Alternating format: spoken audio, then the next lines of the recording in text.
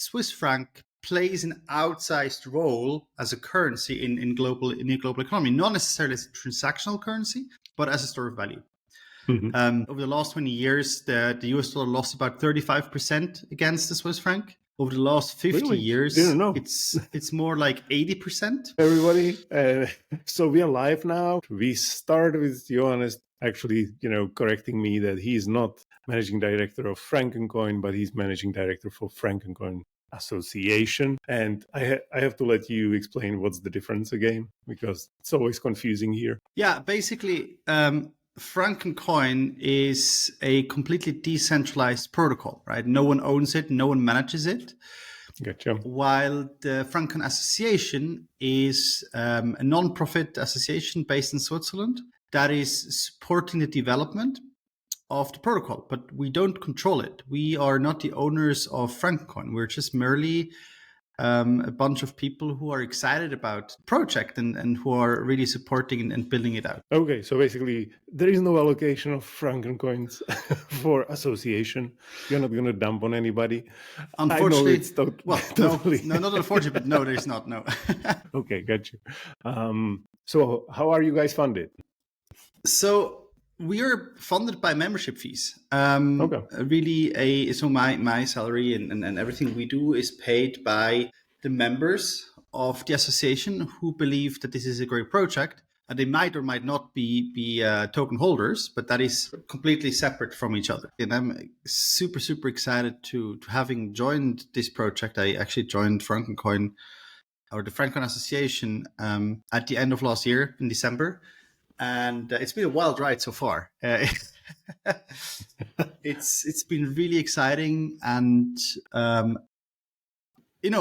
big times ahead. Next week, I will be in Denver, and that's actually going to be the first time I will be talking about Franccoin and the Frankencoin Association towards an international kind of public.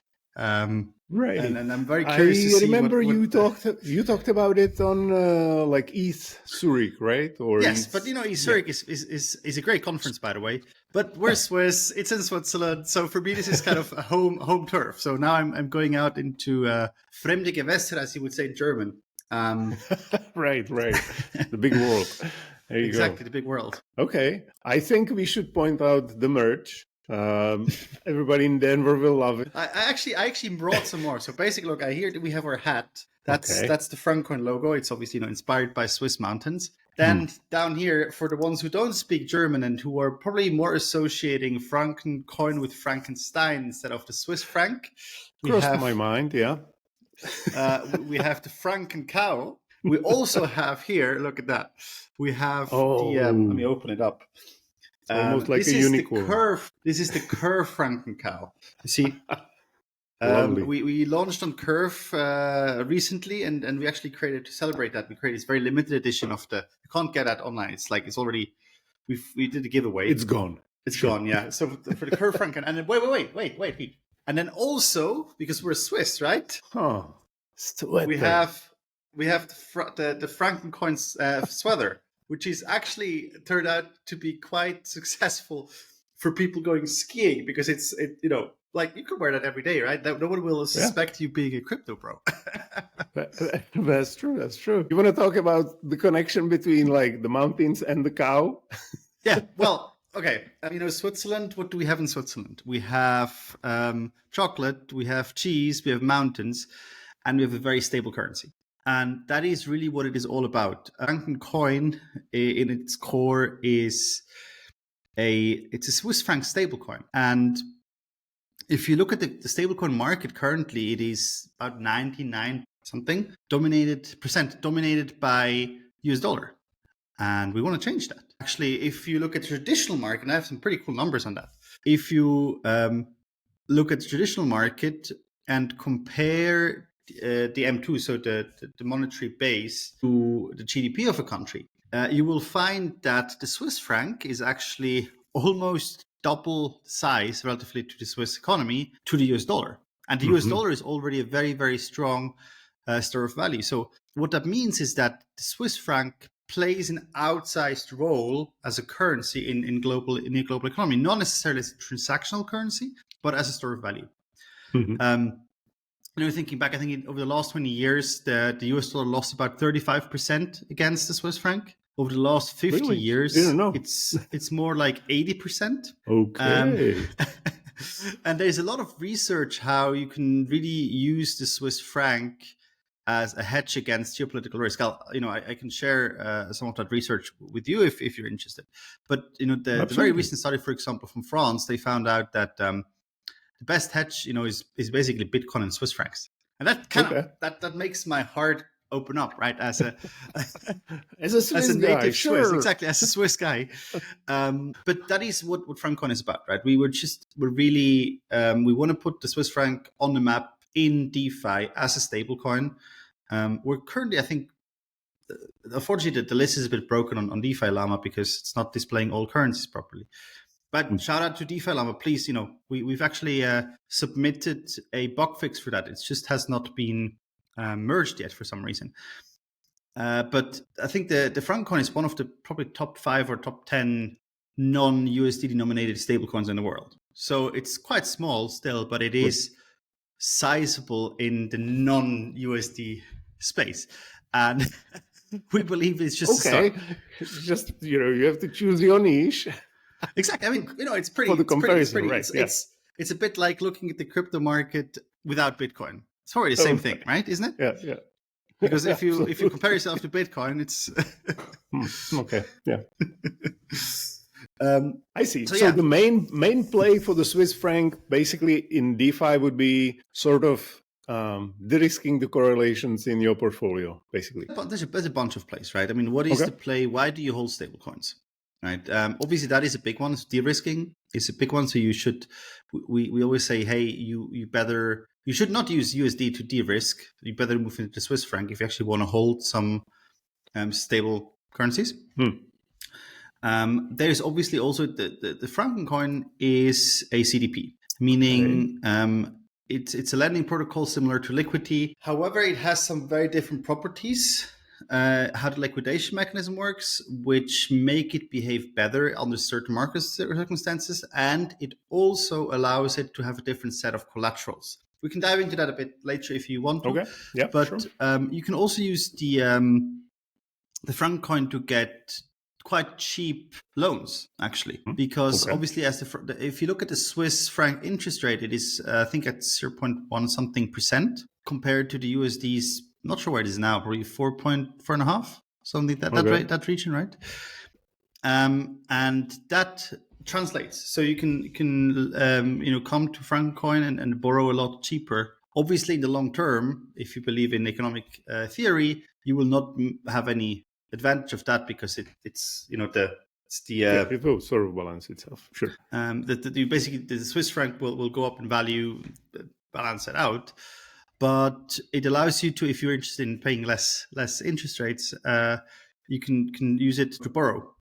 On the other side, if you want to hold a stable currency, you get yield, right? It's a yield bearing stablecoin, natively yield bearing stablecoin. So you get it'll actually go down probably a bit because there's a new proposal pending, but it will be at 4%. You'll get 4% interest rate on your Swiss franc. Compare that to what you would get if you hold Swiss franc in a traditional account. And that is because you have it's comparable to the USD, right? You have the kind of the risk-free rate plus this like 4.5%, 4% of crypto premium on top. Gotcha. So what chain are you guys? Where did you guys start it? We're EVM lovers. Okay. Now, Franccoin has initially been built and deployed on Ethereum mainnet. However, there's also bridges to Polygon and Arbitrum. There's bridges to Base. There's a bridge to Gnosis chain, which is quite interesting because what we have in Europe, and I'm a big fan of, is Gnosis Pay. So you have a non-custodial way of paying, in a store with your credit card, and you can actually use the Frankencoin, and basically because you have it on Gnosis chain, you can very, very cheaply exchange it into Monerium Euro. Unfortunately, Gnosis card or Gnosis Pay is not yet available natively in Swiss franc. That is a regulatory topic more than anything. But you can use that to directly pay in store. So for anybody who would like practically want to use it, if portfolio is larger, you sort of de-risk and you typically would go for like USDC, USDT, things like that. And then you would probably want to park them somewhere. So if I want to de-risk 50,000 from my 100,000 portfolio, where do I go and what do I do if I don't want to get USD? Well, you go very simple. You go to Uniswap or to CowSwap or to your DEX of choice, and there's plenty of liquidity. And you move into actually, there's two ways, depending what you want to do. If you want to de-risk, you just go to any of those DEXs, and we're actually onboarding with some centralized exchanges very soon as well. Coinbase. You go there. We already are. I mean, if you're based in Switzerland or Europe, you can use dfx.swiss, and you actually get a free on and off ramp, which is pretty cool. So you can move between the Swiss franc and the SID CHF, so this the Frankencoin Swiss franc at no fees. But awesome. If you, let's say you are a crypto guy, right? You have a bunch of ETH or a bunch of whatever token, right? You want to de-risk. You go into Uniswap and you exchange them to the Swiss franc, to the CCHF, and then what you would do as well, if you're smart, is that you put them into the savings module. So you actually get a 4% return savings rate on your Swiss francs. Now, you can also do the opposite, right? If you believe, hey, I want to leverage my market, but I need to pay, let's say, your taxes or your whatever, you go to Franccoin, you put in some of your ETH as a collateral, and you just mint new Frankencoin, and you use those Frankencoin to pay off your expenses you have without having to sell your underlying. Yeah. That works. Pretty straightforward, really. I say our mission is basically I tell the people that they should have Swiss francs. I think that's the bigger one. That's the and bigger then one. my job as part of the Frankencoin Association is to make sure that you can actually get this decentralized Swiss. This is not trivial. Huh? This is you might have been wondering, like, why is there no centralized Swiss franc stablecoin? I mean, you have the euro, you have the USD. You have Hong Kong dollar, you have Argentinian pesos. Why is there no Swiss franc? And the reason is actually our dear FINMA, our dear regulator in Switzerland. It's two reasons, really. One reason, and probably the bigger one actually, is that economically speaking, how does Tether work? Right? You give $1 to Tether, they give you $1 worth of stablecoin. Tether then uses that dollar, and they put it, or part of it, for example, into into treasuries, right? Yep. And they get 4 or 5% on that. But they don't have to pay you that 4 or 5%. So it's a money-making machine. In Switzerland, because we had negative interest rates for a very, very long time, and now it's still like it's 0.1%, that doesn't work. So you can't really make money by using that model. At the same time, the Swiss Financial Market Authority, they still, a bunch of issuers, they tried that. There is a bunch of Swiss franc stablecoins. They never really promoted them too much because of that problem that they were actually basically paying for that. Because, if you have negative interest rates, you don't really earn money on it. Yeah. But the FINMA then issued also this circular mid-July, I think it was June, July last year, where they said, well, if you do that, if you basically take money from someone and put it onto your bank account, you're a bank. You need a bank license. Okay. Good. You can solve that problem. It's all right. And then they went on and basically said, well, anyone who holds that token is your client and needs to be onboarded onto your bank, including the whole paper trail, AML, KYCs, AMLs, and so on. And that effectively shut down because it doesn't work. You can't have it makes stablecoin non-transferable. Yeah, pretty much. So that shut down all centralized projects. And that is, I think, one or the big reason why there is no stablecoin or Swiss franc stablecoins in the world. And Franccoin solved that problem by really being completely decentralized, and not having a problem. It's really cool. That's might be a blessing in disguise. You will have the only nice sounding stablecoin which is really decentralized out there. So now the question is, let's put it out there. Let's get the DeFi community to appreciate this value the Swiss franc really adds to their portfolio. Mm-hmm. And let's build cool stuff with it. Obviously, at the same time, for the let's say domestic market in Switzerland, there is also the whole payments side of things. Our partner of ours, DFX Swiss, they're very strong on that side. Actually, they're currently launching a payments strategy with a very, very large Swiss brand. And that's actually, it's already live. It will be announced very soon. So there's a lot of really, really cool stuff happening in that space as well. Mm-hmm. I can imagine it would sound cool for a lot of people if they could have a payment card with the decentralized. Look, today I'm here to show and tell, right? So yeah, payment card is here. I'm using it daily, right? Gnosis Pay. So this is a reality now. Another project we're having is that we're actually trying to work towards being able to have a company in Switzerland, which doesn't need a bank account, where you can pay it's not the salary payments is not a problem. Then taxes anywhere you are is also not a problem, because you can actually pay your taxes in Zug, for example, in crypto. Mm-hmm. But didn't know that. Cool. Like, stuff like social insurance, pension funds, all that kind of stuff, that administrative stuff, that you can have this on chain as well, and then basically, don't need a bank account. Oh, so first company without bank account in Switzerland. It's coming 2025. I think there's a bunch of them. There's a bunch of them actually already. Smaller crypto native companies. I mean, we as the association also doesn't have a bank account, for example.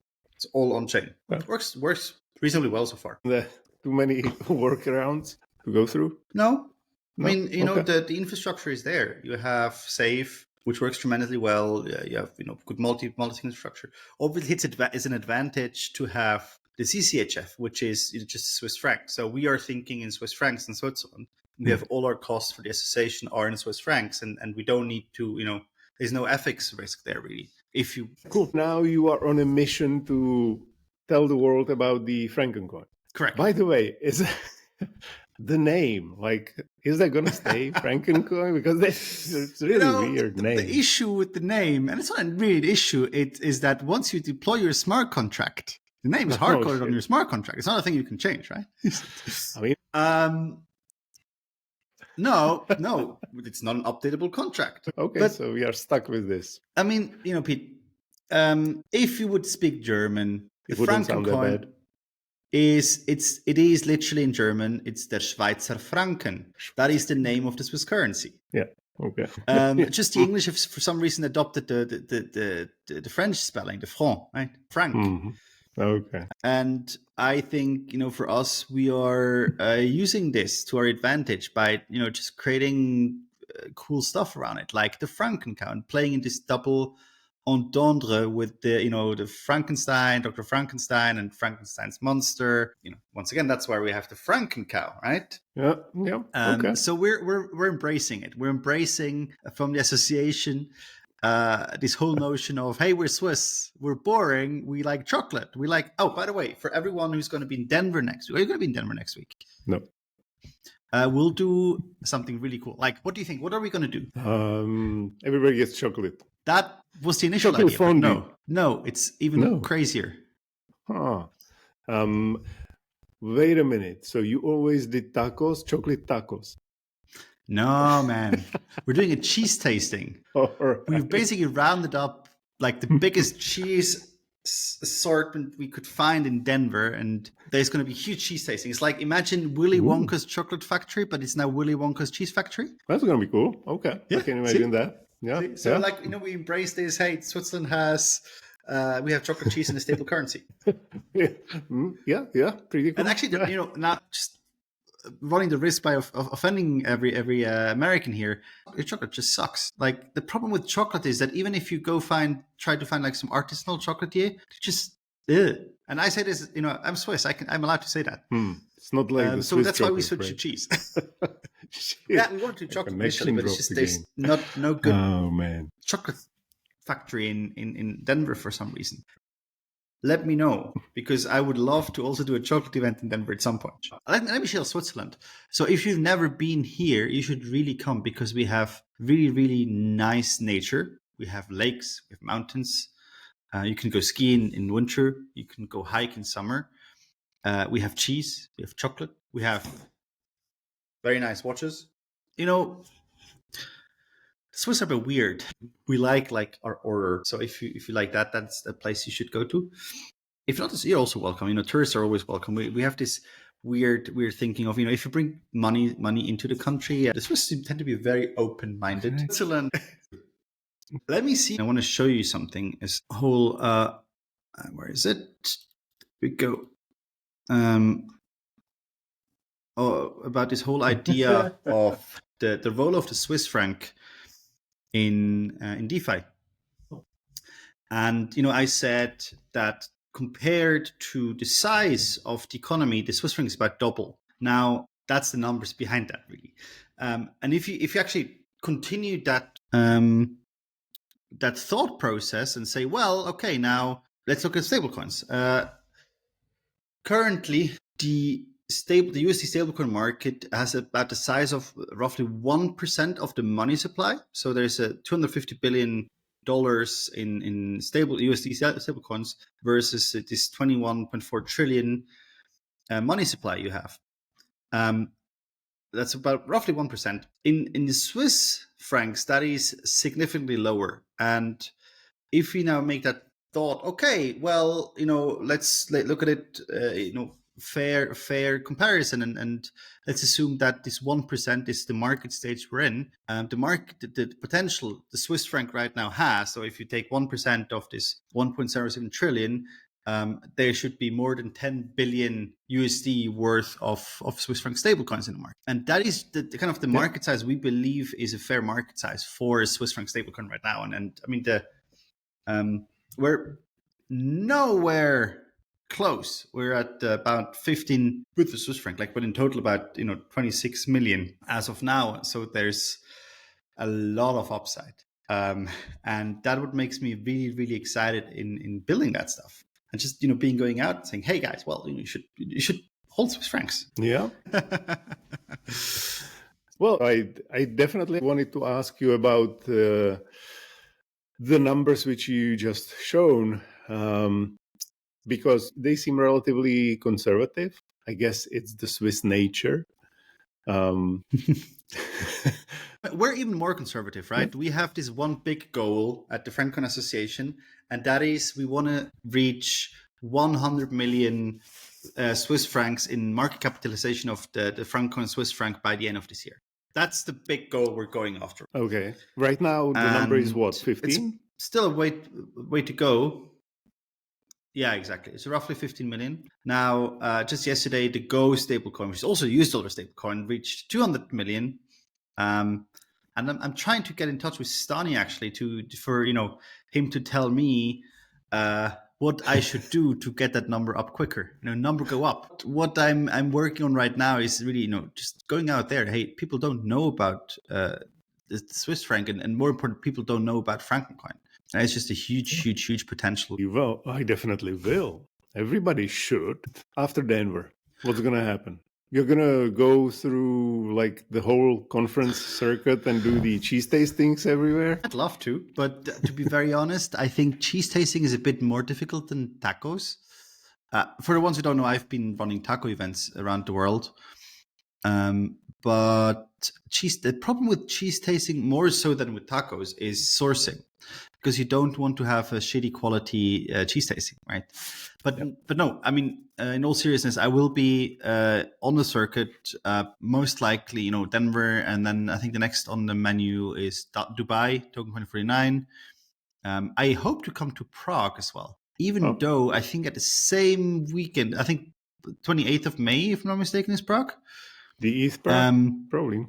Is a large, the Prague Blockchain Week is a large stablecoin conference in New York. So that's going to be, because stablecoins as a topic are picking up a lot of speed in the DeFi world, right? We have quite a bit of interest also from traditional players, banks, neobanks, from emerging markets who say, hey, well, we want to give our users a way to save, which is kind of decoupled from the local banking system. And that is decoupled from the local currency, which is very high inflation. So we're very much interested in stablecoins. So the whole stablecoin narrative is running quite hot at the moment. And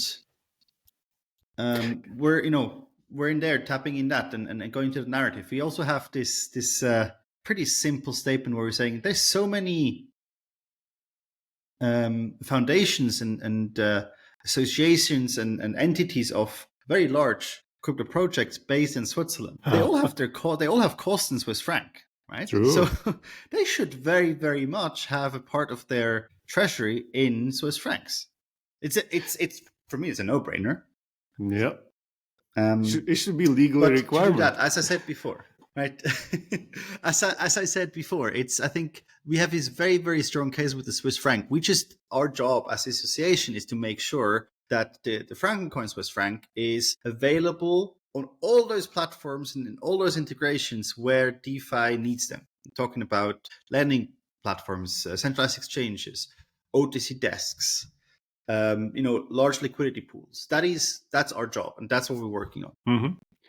Yeah. Is there any like a direct plan to get projects which are now coming up with cards, like Binance card for Asia, Gnosis for Europe mostly, MetaMask I think is now available in Europe, to collaborate in a way that they would allow me to spend in Swiss francs if I own them? Yeah, to be very honest, this is a bit of a non-trivial problem. And the reason for that is that Switzerland is not part of the European Economic Area. It's not part of the European Union. And no, wait, it is. No, it's not part of the EEA. Always mix those up. And there's different regulation. So you can't, if you are, in the European Union, you can very easily passport, right? You can have the euro, and it's all quite simple to do, and you have a relatively large access. In Switzerland, you need to build a separate setup, and the problem lies with how cards work. In the back end, you have basically this bin holder, which is kind of a license with a MasterCard. Then you have an acquirer, you have an issuer. And those are all regulated and centralized entities, which have to basically, in the Swiss case, sit in Switzerland. That makes it very complex and very expensive. And then you also have to convince them to accept. It's not a tech problem. It is as usual in our space. It's a lot more regulation, legal, and compliance problem you have, which you have to solve. Now, obviously, if the market becomes large enough, that changes. Actually, those whole Kraken and Binance and so on, they set up entities in Switzerland a couple of years ago, but I think most of them, if not all of them, shut them down again because the regulatory environment is the legal base is very good in Switzerland. However, the implementation is sometimes a bit challenging. Right. Yeah. Well, so there's not that much legal presence of those kind of. It's mainly centralized exchanges, right? In Switzerland, unfortunately. Okay. Well, yeah, got you. So that's just the reality on getting Swiss franc cards. Gnosis Pay, because they're an open system, that is a bit of a different case. But like if you look at someone like Binance or MetaMask, or in fact they're centralized companies, right? They're not open systems. They are traditional, somewhat regulated, large enterprises, and that's how they work. And that's Yep, true. So two things. Where should guys go if they want to do the cheese tasting in Denver? Oh, yes. They should follow us on Twitter. It's Frankencoin CCHF on Twitter. And they will find the link for the Luma event. And that's how you can get cheese. The event is going to be 28th because we believe that if you are at the conference or the whole day after that conference, you might want to relax a bit and have some cheese instead of staying until 9 o'clock at the conference. So you heard it, guys. Check out the Frankencoin X account. and get Luma notifications on. Notifications on. So if I want to leave the podcast and have like 30 seconds pitch, why should people go check Frankencoin? What should I leave with? What's the shortest possible pitch? So, the Swiss franc is the best asset to hedge against geopolitical risk. With Franccoin, you can get that on chain and you even get some yield on top. I mean, it's different to Bitcoin. Bitcoin is a great hedge. That's actually that same analysis was identified both Bitcoin and the Swiss franc as the best hedges. Okay. I think it's a question of volatility. There's two questions: a question of volatility and a question of yield. Bitcoin doesn't give you yield, and it's highly volatile. So depending on when you might want to use that money, you might be, down 80% or up to 100%. So definitely hold Bitcoin, but I wouldn't hold Bitcoin for the money I would want to spend at some point. It's like the gold, right? You keep it and you just keep it. The Swiss franc is different. The Swiss franc is just very slightly going up every year compared to the dollar, for example. So that's where the mix comes in, right? It's a question of volatility and yield. Okay. No yield on Bitcoin, high volatility. Obviously, lower growth, lower potential growth. With the Swiss franc, no volatility or very low volatility, depending on what you compare it to, and a bit of yield. What are other decentralized stablecoins which are out there? I would say the biggest projects are MakerDAO or Sky. Sky now. And then you have Liquidity. We're actually pretty close to the Liquidity team. They're also Swiss, talking about that. And the whole way the Franccoin works has been inspired quite a bit by Liquidity. So that's I would say the two most relevant decentralized stablecoins projects out there. There's now a lot of smaller ones popping up, offering a very, very high yield. Now, I'm personally always trying to understand, where does the yield come from? Where does the yield come from? If you can't explain to me in simple terms where the yield comes from, I'm very skeptical. You must be Swiss. Maybe that's why, we're Swiss. Or maybe just careful. Yeah, I totally get it. No, I think it's not careful. More, I want to understand. If you can give me good reason why something has a very high yield or very high growth, I'm the first one to come in. But I want to understand it. I want to be mentally able to follow the way this yield is generated. And that's why I'm very skeptical of all those yield boost programs, because in fact, what you're taking on is you're taking, a market risk. You'd say if you're subsidizing your yield with your own token, then I have the market risk of that token. Yes, well, the token might go up, but it also might go down. Yeah. And it's not a very sustainable system, right? So we're just here slow and steady, right? We're growing up. We're building good products. Yeah.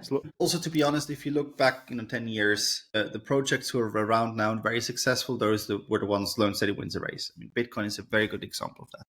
Bitcoin never did any weird, funky things. Ethereum, now comparing Ethereum to Solana, don't lynch me for it. We'll see where that goes. Let me ask you, what is the question, I was supposed to ask and didn't? You didn't ask very much about how the technical setup of Frankencoin is. I mean, I can do a quick demo. I can quickly walk you through, you guys and girls, through how it actually looks like and how it works. If you want to. Please, let me do that. Absolutely. Yeah. Let me do that then. You can share your screen, right? So you did it before. I will share my screen. So how does Frankencoin work? We're here on the landing page, and it's pretty straightforward, right? So I can do two things, really. I can either borrow money, or I can put money into savings. Now, if I'm on the borrow page, what you can see here is the different collaterals I can use. I can use Bitcoin, I can use Curve. That's actually where the t-shirt comes from, I showed before. You can use liquid staked ETH. This is actually a really cool one. So you can use staked ETH to borrow money. And that means that a part of your interest you're paying to get that money is actually offset by the staking income. So depending where the staking income lies, you can actually have free money, borrow free money here. You can use wrapped Bitcoin, wrapped ETH, And it's as easy as let's take an example here. Going in here, I say I want to mint, let's say 10,000 Swiss francs.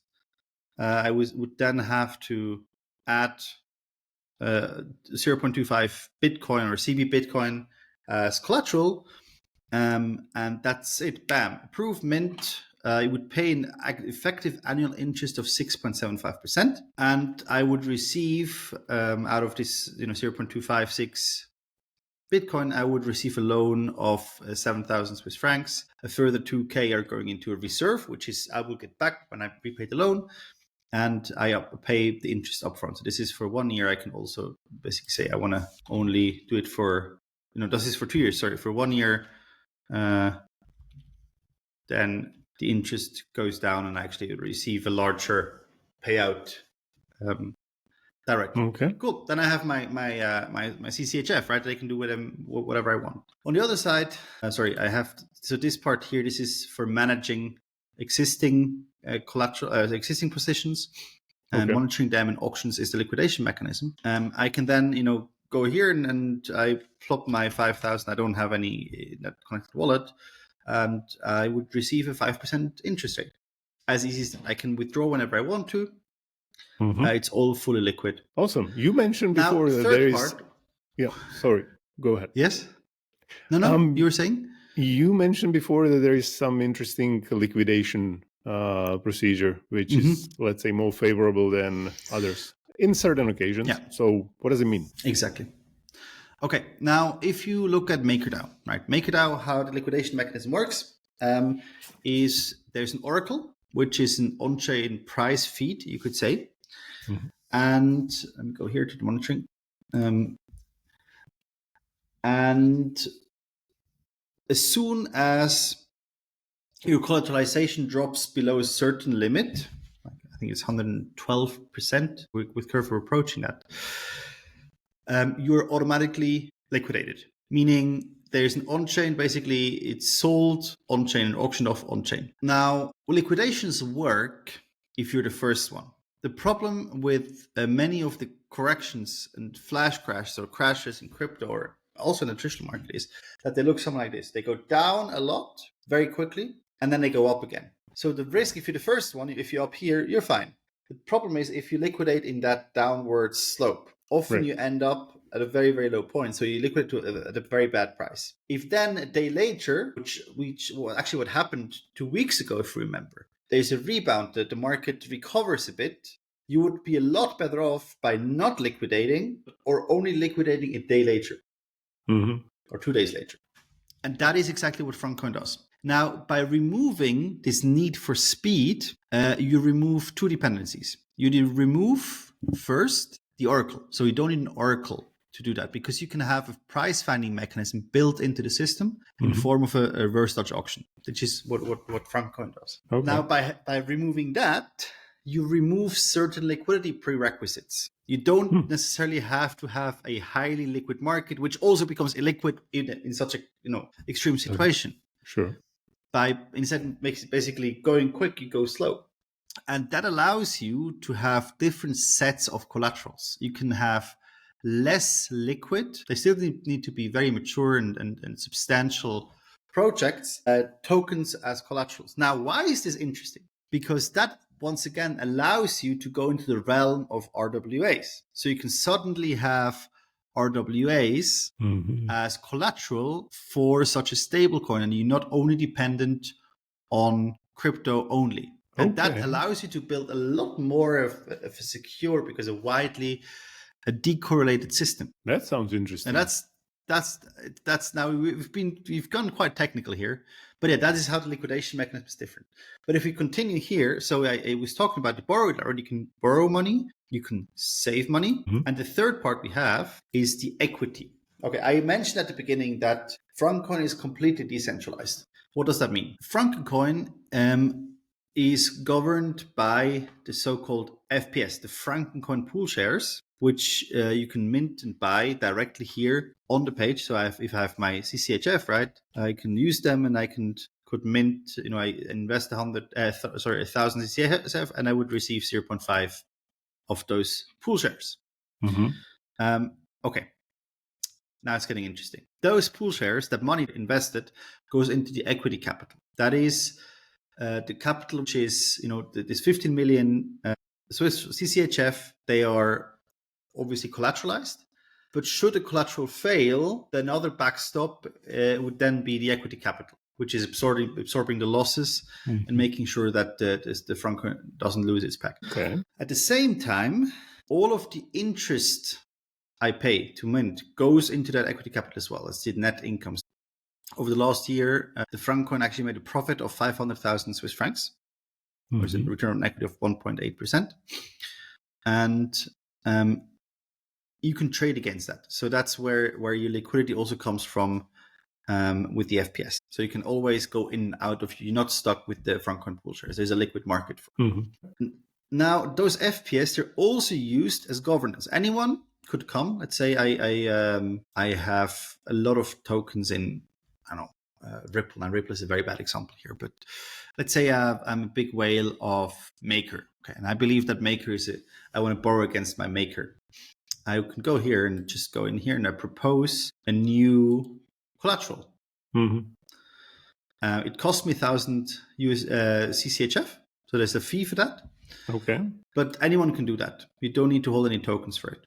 And then there's like a 7-day period during which all FPS holders, they can veto that position. So you can see down here, right? Those are, right now there's actually one open proposal, which is the base rate change. So the base rate is currently at 5%. It will be changed to 4% in 91 hours. But during this time, I can go, and if I, at least me and the combined community represent 2% of the voting power of the FPS, which is time weighted, I can deny and basically veto any decision. So there's, in a sense, that it's a negative governance system. You don't need majorities to change things. It's completely veto based. And that also goes to, like more smart contract changes. For example, in November, there was a new minting hub, like a new minting with the introduction of the savings module was implemented and so on. So it's a living system with a very well functioning governance but a very decentralized governance system on top. What did you say was the limit for veto? Just 2%? 2%. Just 2%. Okay, now there's some more to it though. You can veto vetoes. Okay, how does that work? Do I need 4%? No, you can, if someone goes in and says, I veto this, you can use your tokens. If you have 2%, I have 2%. I can use my 2% to neutralize your 2%. Ah, okay. Now I get it. That's exactly to kind of like block those kind of trolling attempts where you don't need the majority votes, which is, if you look at any of the projects out there, it's always like only a tiny fraction of the tokens actually voting, right? Yeah. And here we basically turn it on its head and say, well, you don't need the participation of the majority of the ecosystem or the community. However, if there's a big topic which is that agitating to everyone, then you have that potential to act. Because in the end, what it ends up with, it's a 51% vote, right? If everyone would, either veto or not veto, that, you know what I mean? Yeah, I know. Out of curiosity, are there any other projects which are doing it the same way? That, you basically have like a negative vote? I'm not aware of it, to be honest. I would not. Neither, I would have to ask but, Lucius, who's so a bit of backstory here, actually, maybe. So Frankencoin came out of a PhD thesis where Lucius Meiser, he's one of probably the best, most well-known crypto entrepreneurs in Switzerland, early investors. He's a computer scientist by trade, but he's been in Bitcoin and Ethereum for a long time. He founded the Bitcoin Association in Switzerland, for example, in 2013, I think that was. And he decided to go back to university because he felt that crypto is about tech, but it's also about economics. So he did a PhD in economics at the University of Zurich. And his PhD thesis, I'm also happy to share that, it's also on our website, is about Frankencoin. and designing those systems. There's 4 years of research has gone actually into designing this whole system. So he would be able to tell you all about, where the voting system came from, and so on. Nice. Okay. Impressive. I'll check the PhD study. Okay. So yeah, but that is really what Franccoin is, what the system is, right? You can go on here, you can mint, you can borrow. Obviously, our goal is to make this available on all those other platforms. I believe very much in composability of DeFi. And that's what we're working for. So there's actually a pretty large list. It's also on our GitHub with, where should we bring or integrate Franccoin, because it should be part of the system, of the ecosystem. And Swiss Franc should. I don't like talking about Franccoin as Franccoin. For me, it's the Swiss Franc onchain. Sounds much better. In a bit, if you know what I mean, right? Yeah. And that's really we're the providers of the infrastructure. We make it work. But you as a user, for you, if you want to have exposure to Swiss Franc, or if you want to basically borrow money, that's one protocol where you can do that. And if you want to get Swiss Franc, that is the largest, and if not dominating, version of the Swiss Franc on chain. A bit like the USDT is the largest and most dominating, stablecoin on the US dollar. So when are we going to see streaming on Superfluid into Swiss francs? Now you can do it. Yeah, can I? Okay. Yeah. Oh, awesome. I mean, I wouldn't know why not, because it's in ERC20. If not, I gotta talk to Fran about that. But no, I haven't tried it. But it's a very normal ERC20, so you should just be able to go in there and natively stream it. Yeah. Okay, cool. Look, no more questions. I like the idea of Swiss franc. Probably even more than stable euro. For me, the euro. I mean, the euro is an important currency globally speaking. Sure. However, it is a transactional currency. I have not yet met a person who is not. If like the euro is your standard and you're basically thinking euro, that's one thing. But I have not yet met a person that actively says, yes, the euro is a good place to put my money in and to, has it as a store value. I have not yet come across this person. Yeah, for me, it's transactional currency versus in the Swiss franc, it is also a store of value. And it has very different regulatory environment, right? In the EU, you have regulated stablecoins. But that is because, this is a regulated euro. It is fully regulated under EU law. And that's why also there is, getting back to this, there is Gnosis, the Gnosis Pay card, which is backed by the Monerium URI. Yep. Okay. Nice. Anything else you want to shout out before we end? Thank you. No, I mean, thank you so much for having me as usual. And I would love to see you again in sometime soon in real life, and it's always a pleasure. If I give one of the shout out, just hey guys, try out and girls, try out Frankencoin, and make the Swiss franc part of your de-risk portfolio. There you heard it, everybody. Make it part of your de-risk portfolio. Thank you, Johannes. Have a great day, everybody. This was all for today. So, this is Johannes and Sound Money. Ciao.